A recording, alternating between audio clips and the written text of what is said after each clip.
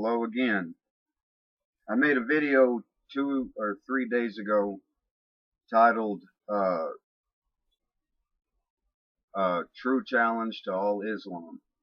My challenge was and still is to, I'm going to say it one more time, according to the Quran, the Torah and the Injil are valid. Muhammad did not have the original text like all you Muslims keep asking, show me the original Injil. Even in Muhammad's day, it did not exist. Okay, we had the Latin, we had the Greek, we had the Hebrew. We did not have the original language that the apostles spoke, written in text. According to the Quran, one more time, the gospel is valid, the Torah is valid, but according to the Quran, Jesus is not the Son of God. God does not have any begotten sons. According to the Injil, Jesus is the Son of God.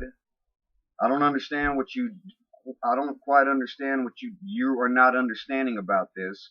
Just because Muhammad said Jesus has no begotten son and wrote it in his book, the Quran. The problem is, and I'm going to be blunt, frank, and honest with you Muslims, Muhammad was jealous of Jesus and wanted to become like Jesus. Do your history on all this, okay? And I'm not going to point it out. This will take all day for me to prove this to you with different different books that have been published, people that have studied up on the life of Muhammad, and peace be upon him, right? And his Quran and all that, okay? Now, according to the Bible, let's just start with John 3:16. For who so loved the world? God, that he gave who?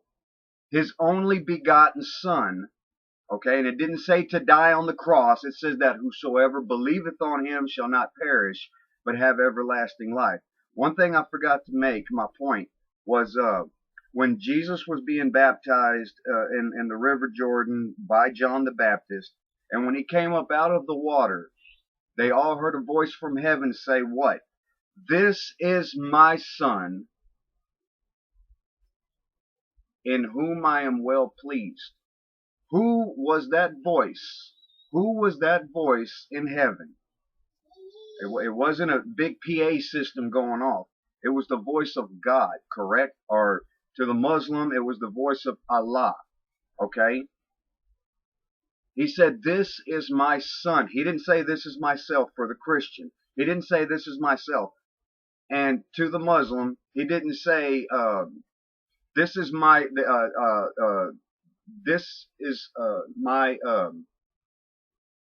imaginary, this is your imagination, in whom I am well pleased. I don't know how else to say that, to be honest, because there's no logic.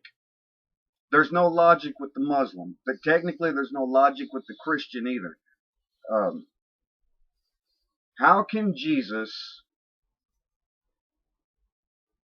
see, the Muslim just, it doesn't make any sense. I don't even know how to put this into words on what I'm trying to say, because there's no logic. It doesn't make any sense.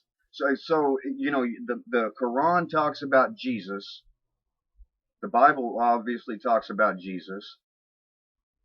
But according to you, Islam, Jesus has no father. We understand it was a miraculous birth because God planted his seed into Mary, making him God's son, not without father, okay? And to be a little bit more logical to the Muslim and the Christian, well, let me just say to the Muslim, because this is who this video is mainly directed towards.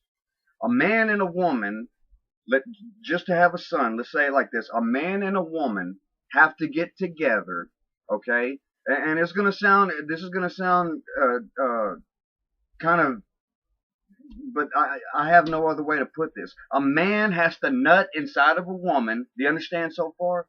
A man has to nut inside of a woman for the woman to conceive. Okay?